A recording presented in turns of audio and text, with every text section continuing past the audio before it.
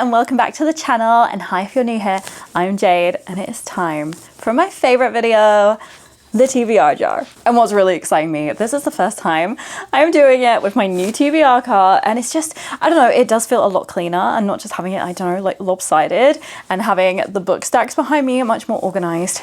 My thrillers are still in the cupboard, so I know they're there, so I won't neglect them if I feel like they're fitting to a prompt. Although I must say, I've read quite a few thrillers this month, so I wouldn't mind avoiding it a little bit next month, I'm not gonna lie. They're just not very summery vibes, you know, and I'm usually quite a mood reader, and I really haven't been reading very summery books so far. That being said, I have read some good books lately, so do wait for my wrap up. And I will admit, I do think that one book from the TBR jar from last month is gonna carry over just because I've had so many to read this month. I might make it, but it's doubtful. At the time of filming this, I haven't got that many days of the month left, and I just don't see me quite getting through everything. I've read a good amount of books this month though, so I'm not disappointed. However, without further ado, let's get on. Let's take my first pick.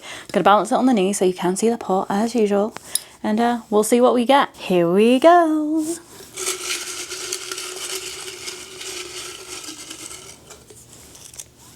A green one. Let me put the pot down. Usually I end up spelling them all when I'm trying to do this. Okay. The title is written in capitals. So I guess the print, the font of the book, so title written in capitals, I guess needs to be, yeah, it just needs to be capitalized.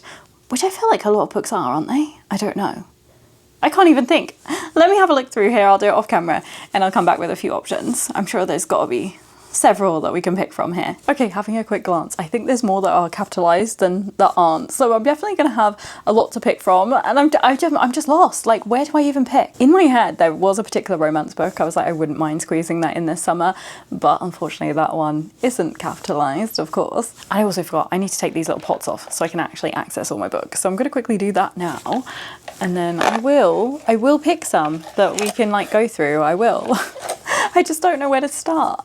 Okay, I'm not gonna lie, this one just felt a little bit overwhelming because I was like, where do I even start? So I have picked two books by the same author, and it's just an author that I used to love but have not read for a long time. And that would be Nicholas Sparks, and now I just need to decide which one I pick up. You know, Nicholas Sparks is typically more, you know, that romance genre, and I do kind of lean for that more in the summer, so I thought it was kind of fitting for this time of year, but I don't know which one. I feel like this one looks more summery, but I don't know plot wise. Let me have a look. Let's look at the plots. Okay, so this one, The Return, I think is about like an injured war veteran and him going to his grandfather's old place to kind of recuperate after injuries in Afghanistan, and therefore he falls for some local woman, but she seems to have some secrets.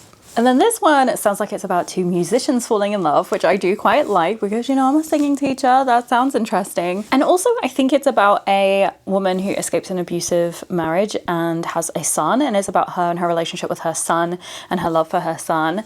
And it says somehow all the three adult characters, somehow their lives get intertwined, and I guess they start questioning life.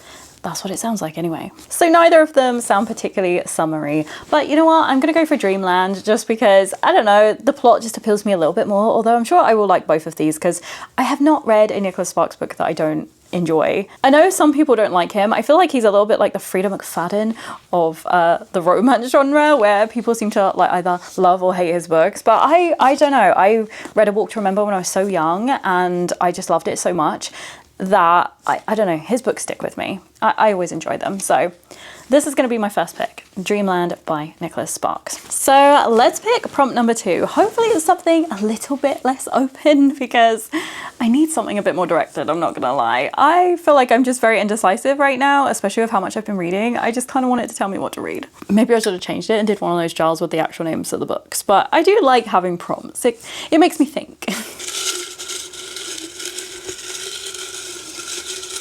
Can't grab one. Okay, we've got a yellow one this time. Let's see what this one says. The least desirable book on your TBR. Oh, I don't know. I don't know. This is not being kind to me because anything that's the least desirable means that it's not going to be something that feels summery and like the kind of mood that I'm in, I don't think. So yeah, I mean, none of the books are overly not desirable on my TBR because, you know, they're on my TBR. But I'll have a look through. I'm sure I can come up with some ideas. Okay, so there was a few that sprang to mind, like the next book in the Wicked series. Honestly, I'm just not sure I'm gonna love this series at all, but I am determined to keep going with it as I own all the books.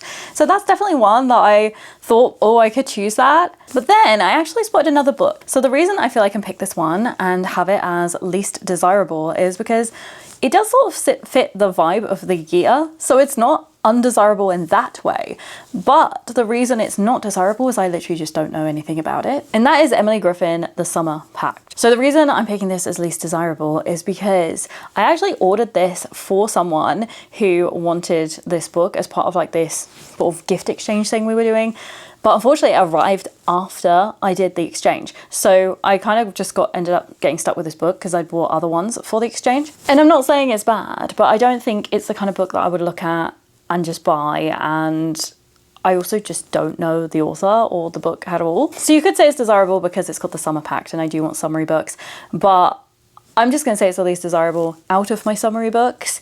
Easily the least desirable out of ones that have summary titles, because like I said, I don't know what it's about, so shall we see? So I'll read you the blurb of this one. 4 freshmen arrive at college from completely different worlds. Lainey, a California party girl with a flair for drama. Tyson, a brilliant scholar and aspiring lawyer from Washington, D.C. Summer, an ambitious, recruited athlete from the Midwest.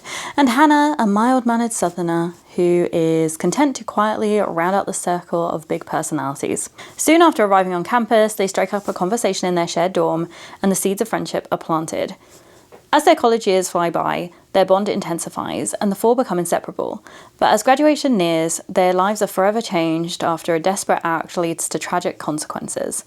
Stunned and heartbroken, they make a pact promising to always be there for one another, no matter how separated they become by circumstances or distance. 10 years later, Hannah is anticipating what should be one of the happiest moments of her life when everything is suddenly turned upside down. Calling on her closest friends, it soon becomes clear that they are all facing their own crossroads.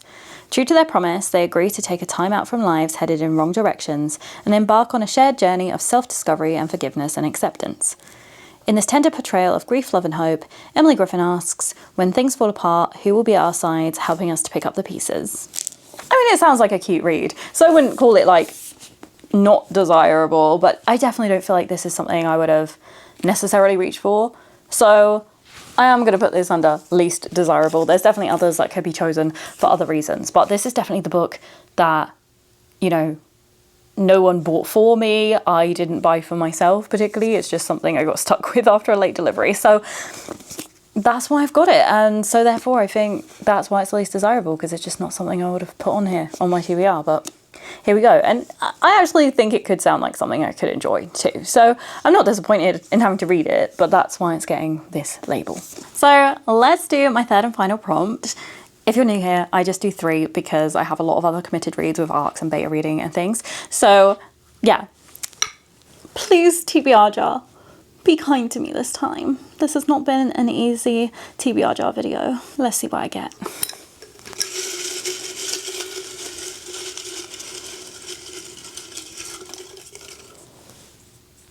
Oh, there's 2 inside each other. I'm trying to separate them without looking. I've got whatever this one is. Oh, the purple one. The longest title. I mean, longest title isn't the worst prompt because it's definitely going to kind of dictate it for me, so I'm not going to have to overthink. But, you know, depending what it is, it could be a bad thing. I guess we'll see. What's the longest title? Let's look through the books. I don't know. Obviously, I will go through the thrillers too, and check them. I don't feel like any in there are going to be the longest title, but let's see over here what we've got as our choices. Let's glance at each shelf and see what the longest one in each shelf is, and if something beats it out, I guess. So having a quick glance at everything up here, none of these look that long. Oh, what about this one? There is the single girl's to-do list. So 1, 2, 3, 4, 5. So we've got 5 words. Let's see if we get something that beats out this one.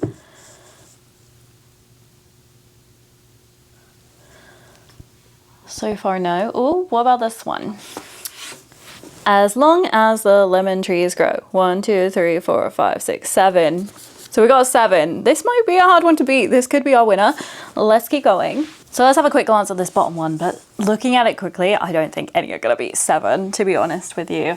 No, I literally can look at that bottom shelf and be like, none of them are beating 7 words. So now we've got the stacks over here. Let's have a look. I twisted you round so you can kind of see the stacks a little bit. Oh,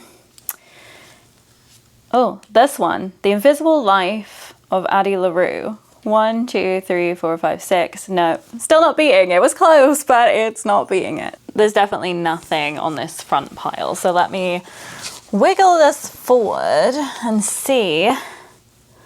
The Wren in the Holly Library. No, that's 6 as well.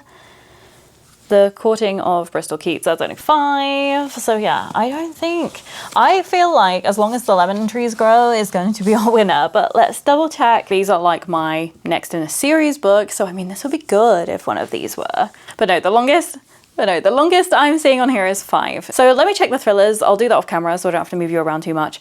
And then I will be back. Okay, as I thought, nothing beats it out. There was 5 words was the most I had in any of the thrillers. So I guess like over 5-word titles are quite rare. I mean, it makes sense. I've just never really thought about it. I know we had a couple of 6-word titles, but I think there's only like 2 or 3 of those. So yeah, I guess shorter titles are generally where they're at. So our pick is As Long as the Lemon Trees Grow for the longest title. There is nothing to contest it. This is the winner. But yeah, I'm not upset about this one. This is definitely one of the most recent additions to my TBR.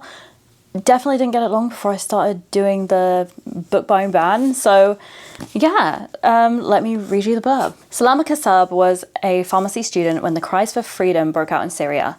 Now Salama volunteers at a hospital in Homs, helping the wounded who flood through the doors daily. Secretly, she is desperate to find a way out of her beloved country. So desperate that she has manifested a physical embodiment of fear in the form of her imagined companion, Korf. Korf? I think that's how you say it.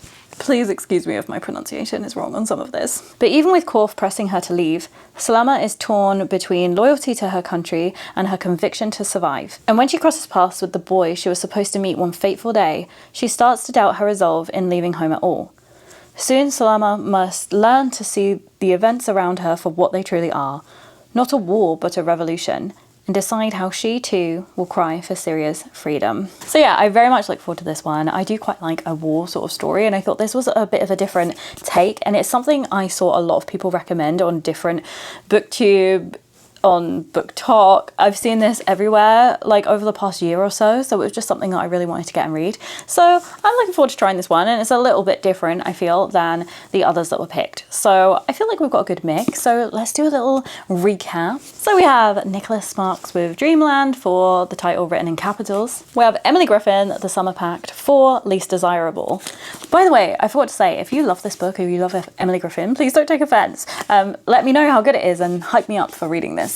And then we have As Long as the Lemon Trees Grow for longest title. So yeah, I feel like we've got a good pick. I mean, the TBR jar wasn't the nicest to me this time, but I appreciated that last one. It just picked a book for me, which is kind of what I wanted. And then yeah, the other 2 are what I've ended up with. And I feel like they'll add quite nicely to sort of summery vibes, because I did want a little bit more of that. I mean, not that the Nicholas Sparks one sounds particularly summery, but I feel like as it's a romance, it kind of fits in. But anyway, I hope you've enjoyed seeing what is going to be on my August TBR, and I will see you again real soon.